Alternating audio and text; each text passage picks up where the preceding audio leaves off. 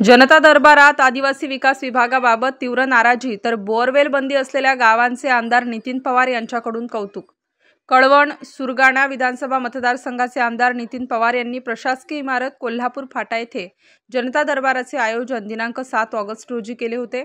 यावेळी आदिवासी विकास विभागाच्या कामकाजाबाबत नागरिकांनी स्पष्ट नाराजी व्यक्त करत आमदार पवार यांच्यापुढे विभागाच्या समस्यांचा पाढा वाचला। आमदार नितीन पवार यांनी देखील विभागाच्या ढिसाळ आणि वेळ काढू कामकाजाबाबत ताशेरे ओढले। शासकीय योजनांची अपूर्ण अंमलबजावणी, कर्मचारी अनुपस्थिती व निधी खर्चाच्या पारदर्शकतेच्या मुद्द्यांवर जनता दरबारात आवाज उठवला गेला।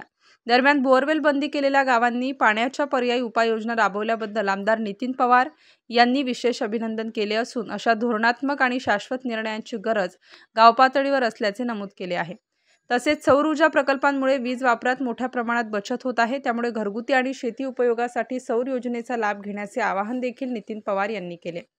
यावेळी तालुक्यातील शिक्षण व्यवस्था, सप्तशृंगी गड येथील पुरातन टाके विकसित करणे, पावसामुळे खराब झालेल्या रस्त्यांची दुरुस्ती करणे, भूमी अभिलेख कार्यालय कोल्हापूर फाटा येथे स्थलांतरित करणे अशा विविध मुद्द्यांसह पेसा निधीतून स्मशानभूमी बांधकाम करणे यासाठी ग्रामसेवक आणि पंचायत समिती स्तरावर निर्णय घेण्यासाठी आदेशित करण्यात आले असून माजी सैनिक यांचे प्रश्न प्रलंबित राहता कामा नयेत अशा सूचनाही सर्व स्तरावर करण्यात आल्या आहेत।